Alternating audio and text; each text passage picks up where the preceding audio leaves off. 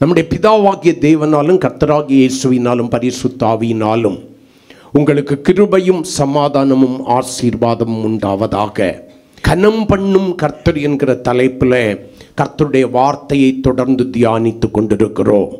எடுத்தவர்கள் வாசிக்கலாம். 1 சாமுவேல் 2ஆம் அதிகாரம் 30வது வசனம். ஆகையால் இஸ்ரவேலின் தேவனாகிய கர்த்தர் சொல்லுகிறதாவது, உன் வீட்டாரும் உன் பிதாவின் வீட்டாரும் என்றைக்கும் என் சன்னதியில் நடந்து கொள்வார்கள் என்று நான் நிச்சயமாய் சொல்லியிருந்தும், நான் சொன்ன அந்த வார்த்தை இனி அது எனக்கு தூரமாயிருப்பதாக, என்னை கனம் பண்ணுகிறவர்களை நான் கனம் பண்ணுவேன், என்னை அசட்டை பண்ணுகிறவர்கள் கனஈனப்படுவார்கள் என்று கர்த்தர் சொல்லுகிறார். அல்லேலூயா. இந்த வசனத்தினுடைய பின்னணியத்தை குறித்து ஏற்கனவே நான் சொல்லிவிட்டேன். இஸ்ரவேலிலே பிரதான ஆசாரியனாயிருந்த ஏலியை குறித்தும் ஏலியின் வீட்டாரை குறித்தும் கர்த்தர் சொன்னதான ஒரு வார்த்தை. அங்கே வைக்கிற ஒரு குற்றச்சாட்டு என்ன? நீங்கள் என்னை அசட்டை பண்ணுகிறீர்கள், கனம் பண்ணவில்லை. என்னை கனவீனம் பண்ணி கொண்டிருக்கிறீர்கள். ஆகையினாலே என்னை கனம் பண்ணுகிறவர்களை நான் கனம் பண்ணுவேன், என்னை அசட்டை பண்ணுகிறவர்களை நான் கனவீனம் பண்ணுவேன் என்று சொல்லி ஆண்டவர் சொல்லுகிறார். இது அந்த மனிதனுடைய வாழ்க்கையிலும் அவனுடைய வம்சத்திலும் அந்த நாட்களிலே வந்து நிறைவேறினதை நம்ம பார்க்கிறோம். தேவனை கனம் பண்ணின அசட்டை பண்ணின மனுஷர்களை தேவன் கனவீனம் பண்ணின போது அவர்கள் தேவனை கனஈனம் பண்ணி அசட்டை பண்ணினார்கள். அவர்களை கர்த்தர் கனஈனம் பண்ணின போது அவர்களுடைய நிலைமை என்ன ஆயிற்று என்று சொல்லி வேதம் அழகாக நமக்கு படம் பிடித்து காண்பிக்கிறது.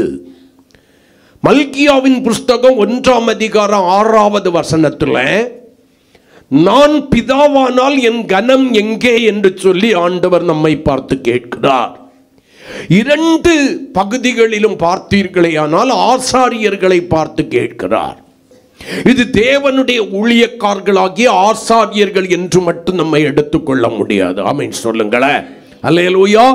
இயேசுவின் இரத்தத்தினாலே ராஜாக்களும் ஆசாரியர்களுமாய் மாற்றப்பட்டிருக்கிற புதிய ஏற்பாட்டு சபைக்குரியதும் இது. ஆமென். நீ தேவனை கனம் பண்ணினால் அவர் உன்னை கனம் பண்ணுவார். நீ அவரை அசட்டை பண்ணி கனஈனம் பண்ணினால் கர்த்தர் உன்னை கனஈனம் பண்ணுவாய் என்று சொல்லி இருக்கிறார். நம்ம பார்த்துதான் கேட்கிறார், நான் பிதாவானால் என் கனம் எங்கே? நான் எஜமானனானால் எனக்கு பயப்படுகிற பயம் எங்கே என்று சொல்லி ஆண்டவர் நம்மை பார்த்து கேள்வி கேட்கிறார். அப்ப ஒரு மனிதனை தேவன் கனம் பண்ண வேண்டுமே ஆனால் அவன் தேவனை கனம் பண்ணணும். நாம் எதை செய்தால் தேவனை கனம் பண்ணுகிறோம் என்று சொல்லி சில காரியங்களை தியானித்தோம். ஒன்று, ஏசாயா 43ஆம் அதிகாரம் 23வது வசனத்தை உங்களுக்கு சுட்டி காண்பித்து, பலி செலுத்துகிறவன் தேவனை கனம் பண்ணுகிறான், அவனை கர்த்தர் கனம் பண்ணுவார். அல்லேலூயா. பலி என்றால் என்ன என்று சொல்லி கடந்த நாட்களில் நம்ம ஆழமாய் தியானித்தோம். அல்லேலூயா. இரண்டாவதாக, கர்த்தரிடத்தில் வாஞ்சையாயிருக்கிறவனை கர்த்தர் கனம் பண்ணுவார். காரணம், அவன் கர்த்தரிடத்திலே வாஞ்சையாயிருந்து கர்த்தரை கனம் பண்ணுகிறான். அல்லேலூயா. அவனும் கர்த்தருடைய கனத்திற்கு பாத்திரனாய் மாறுகிறான். அல்லேலூயா. நன்மை செய்கிறவனை கர்த்தர் என்ன பண்ணுகிறாரு? கனம் பண்ணுகிறார் என்று சொல்லி நம்ம தியானித்தோம். அப்ப ஒரு மனிதன் நன்மை செய்ய அறிந்திருந்தும் நன்மை செய்யாதிருந்தால் அவனுக்கு பாவம், வாசற்படியில பாவம் தலை வைத்து படுத்திருக்கும். ஆமென் சொல்லுங்களேன். அப்ப கர்த்தருடைய நாமத்தினாலே தன்னுடைய பெயர் பிரஸ்தாபத்திற்காய் அல்ல, தன்னுடைய புகழ்ச்சிக்காய் அல்ல, வீண் புகழ்ச்சியை விரும்பி அல்ல, கர்த்தருடைய நாமம் மகிமைப்படும்படி எந்த ஒரு மனுஷன் மனுஷி எந்த ஒரு குடும்பம் நன்மை செய்கிறவர்களாக இருக்கிறார்களோ அவர்கள் கர்த்தரை கனம் பண்ணுகிறார்கள், அவர்களை கர்த்தர் கனம் பண்ணுவார். அல்லேலூயா. முதற் பலன்களை கொடுக்கிறவர்களை கர்த்தர் என்ன பண்ணுகிறார்? கனம் பண்ணுகிறார். முதல் பலன் நம்ம எல்லாவற்றையும் ஆண்டு அனுபவித்து விட்டு கடைசியில மிச்சம் இருந்தா கர்த்தருக்கு ஏதாவது பண்ணலாம்னு நினைச்சோம்னா கர்த்தர் நம்மை கனவீனம் பண்ணுகிறார். காரணம், நம்ம கர்த்தரை அசட்டை பண்ணி என்ன பண்றோம்? கனஈனம் பண்ணுகிறோம். அவராலே நாம என்ன பண்ணப்படுகிறோம்? கனஈனம் பண்ணப்படுகிறோம். இது வெறும் காணிக்கை தசம பாகம் என்று வைத்து விடக்கூடாது. ஒரு நாளின் முதற்பலன் நீங்கள் தேவனுக்கு செலுத்துகிறீர்களா? உங்களுடைய வாழ்க்கையின் எல்லா காரியங்களிலும் முதன்மையானதை கர்த்தருக்கு செலுத்துகிறீர்களா என்று சொல்லி எல்லாம் அடங்கும் என்று சொன்னேன். உடனே நீங்க காணிக்கையின் தசம பாகம் மட்டும் முடிவு பண்ணிடக்கூடாது. தரித்திரனுக்கு தயை செய்கிறவனை கர்த்தர் என்ன பண்ணுகிறார்? கனம் பண்ணுகிறார். அல்லேலூயா. தரித்திரரை நினைத்து கொள்ள வேண்டும். அவர்களுக்கு தயை செய்கிறவர்கள் கர்த்தரை கனம் பண்ணுகிறார்கள், அவர்களை கர்த்தர் மறுபடி கனம் பண்ணுகிறார் என்று சொல்லி கடந்த நாட்களிலே இத்தனை காரியங்களை தியானித்து முடித்து விட்டோம். அல்லேலூயா. இன்றைக்கு அடுத்த காரியத்தை நம்ம தியானிக்க போகிறோம். வாசிக்கலாம். நீதிமொழிகளின் புஸ்தகம் 13ஆம் அதிகாரம் அதனுடைய 18வது வசனத்தை வாசிக்கலாம். புத்திமதிகளை தள்ளுகிறவன் தரித்திரத்தையும் லட்சையும் அடைவான். நன்றாய் கவனித்துக் கொள்ளுங்கள். புத்திமதிகளை தள்ளுகிறவன் தரித்திரத்தையும் லட்சையும் அடைவான். கடிந்து கொள்ளுதலை கவனிக்கிறவனோ அல்லது கவனித்து நடக்கிறவனோ கனமடைவான். அல்லேலூயா. அப்ப இந்த வேத பகுதி நமக்கு என்ன கற்றுக் கொடுக்கிறது? இன்றைக்கு நம்ம இதை தியானிக்க போகிறோம். அல்லேலூயா. ஆமென்.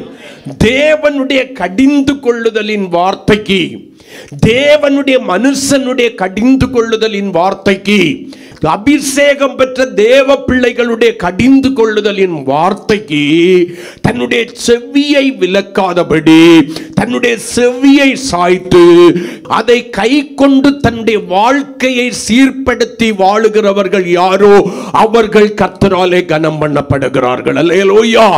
ஆமென்.